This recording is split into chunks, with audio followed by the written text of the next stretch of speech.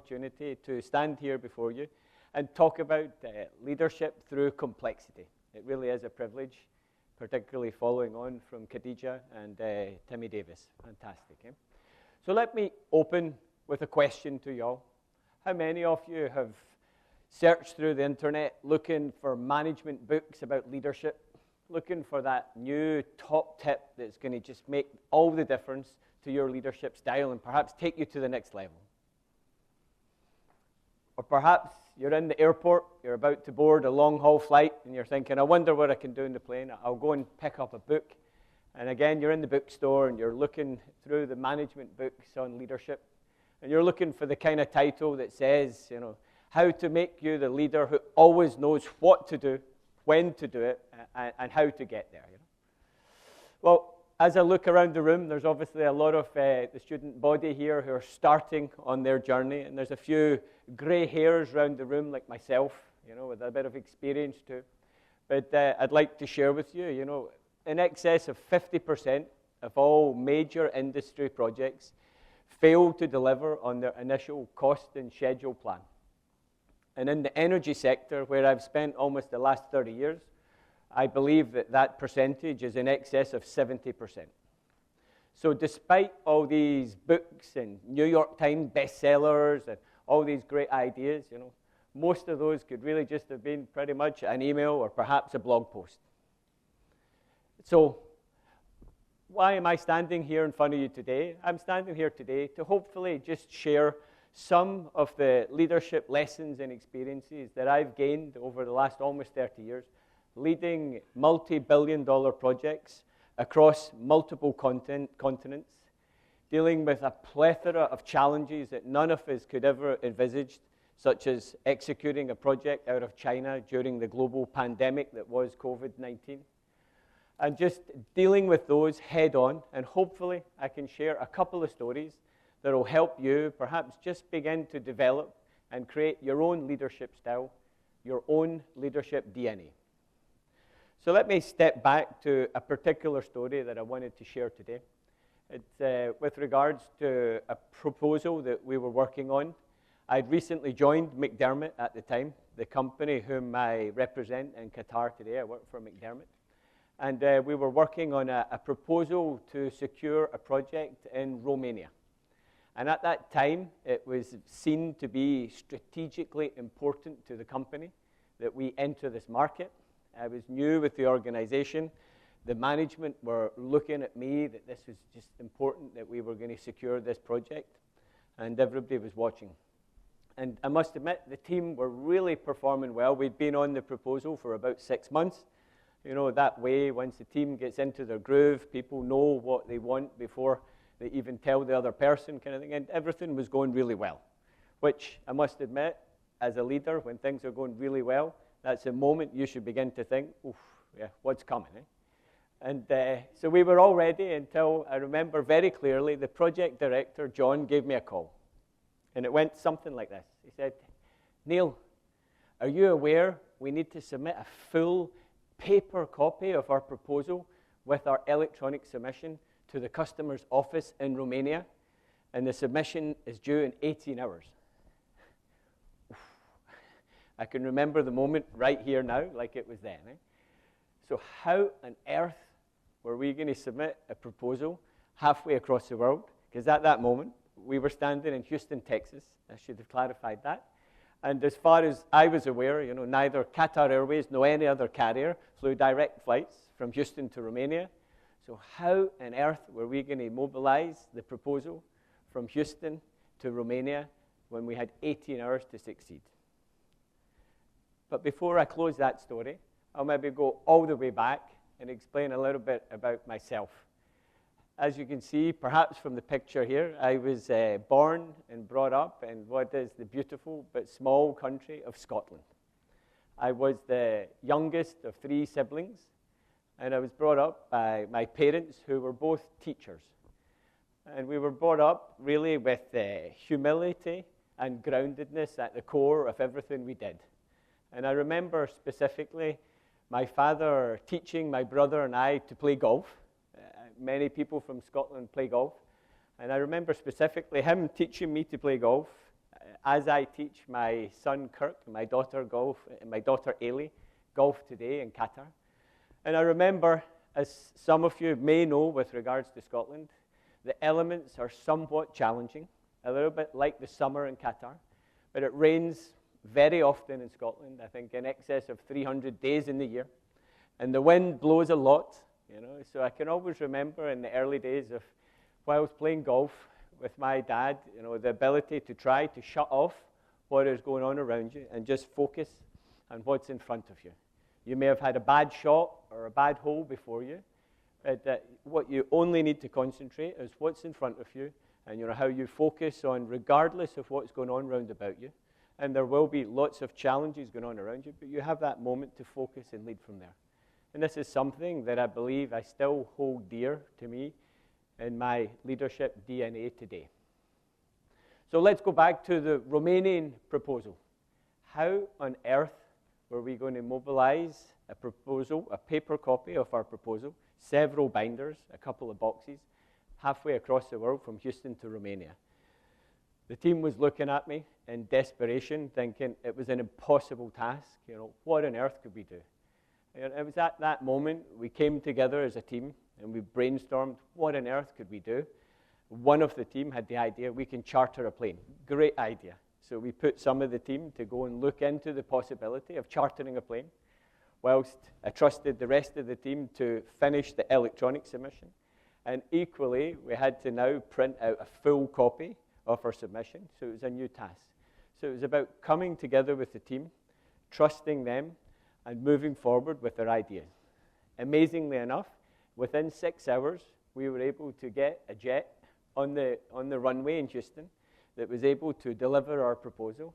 And despite what looked like an impossible task at the time, we actually were able to submit the proposal on time. We had succeeded. But with that, I'd like to perhaps touch on my first leadership lesson that I'd like you to perhaps take away from today. We did not win the project. Despite all of that adversity, we lost the project. But really, the first message for today is leadership is not always about winning. It's about how you take on those challenges, which inevitably will come, and how you lead your team through those moments of adversity, and how you show them that actually there is a way through. And we succeeded by the fact that we submitted. So with that, I wanted to maybe take you to what I call my leadership framework, I guess, in the spirit of leading through uncertainty. We have a technology issue. There you go. Thank you very much. And this is just a small framework that I've developed over the years that I just think about my own leadership DNA and some of the tools that I use as we go there. And interestingly enough, we've already heard about some of the components in my triangle, but we'll talk through them. And how I use this triangle is the three sides. I've got discard, I've got keep, and I've got add. And as I take on new experiences and new opportunities, this evolves, but I wanted to share some aspects associated with my leadership framework. So first, we'll talk about discard. I wanted to put out there a couple of things that I wanted to call my leadership myths. And the first one of those, I would say, is the leader always needs a perfect plan. Myth. What the leader needs is a plan A, a plan B, a plan C, perhaps a plan D. It needs to be thinking about the contingencies, the sensitivities. If something happens, we'll do this. If something else happens, we'll do that. And taking ideas constantly from the team to build out the various plans that will ultimately lead to the end goal. But the concept of a perfect, flawless plan, for me, that's discard. That just doesn't happen. And then the second one on discard, the leader needs to be the smartest person in the room. Big discard for me. The leader needs to know how to get smart people into the room and how to empower that team at moments of crisis. I knew nothing about chartering a plane. Somebody in my team at that moment had done this before and immediately said, we can charter a private jet. I thought, wow. So the concept that the leader needs to be the smartest person in the room, discard. The leader needs to get smart people in the room, trust them, and know when to ask them to step forward in moments of adversity. So there's a couple of discards. We'll move forward on to keep. And this one resonated with me earlier in the session already this morning. So on keep, there's a couple that I would like to touch on. The first one is adaptability. I truly believe we live in a highly complex world today, and I believe it will only become more and more complex going forward. So the ability of a leader to change plans and be agile and nimble and adaptable, rather than a leader saying, we will go this way and only this way. I mean, to me, you must keep the ability to be adaptable. Things will always happen, and you need to be able to pivot and change at that moment and to come with a new plan. And again, ask your team to make that plan.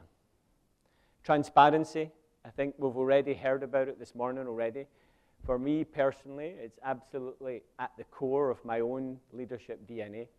And I think that's transparency towards my own team, transparency towards my partners, my suppliers, my subcontractors, and in a huge respect, transparency towards my customers and my clients. You know, transparency and that openness to share problems collectively, I think as a leader is absolutely fundamental. I recall going to my customer with a big problem, a $50 million problem. We were running out of money. And the transparency and the openness of presenting that data to my customer and saying, you know, this is where we are. You know, this is absolutely everything. How can we work through here? At the end of the day, we created a solution, but we created that solution only through transparency and vulnerability. You know, the leader does not need to be flawless. And then building on the last axis of my triangle is add. And add is the concept of trust, which I guess is very much coming off of the transparency component I just spoke about. But the ability to build trust and build it at times when everything is great, knowing that there will come those moments when adversity will strike. And of course, you cannot have those difficult, challenging conversations unless you've invested the time and effort and capital yourself to build that trust. And again, trust is trust with partners, trust with your team, trust with your customer. You know, your team needs to know that you trust them and that they trust you. And really, it's fundamental. And the more trust that you can build as a leader, the further that will take you from there. So as I begin to wrap up, a couple of messages from my side. First of all, I would say, you know, seize the opportunity. I mean, as a leader, challenges will arise. It's not a case of they may arise or when perhaps they'll arise. I mean, I often say to my project teams, Murphy is ever present in our projects. And I don't know if you all know Murphy's Law, but it states anything that can go wrong will go wrong.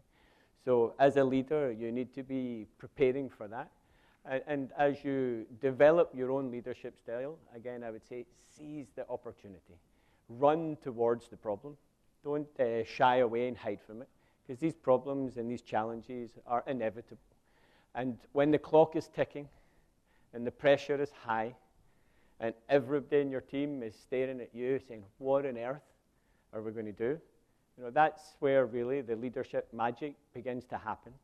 And hopefully today I've been able to share just one or two ideas with you that you can begin to blend into your own leadership DNA and take it forward from there.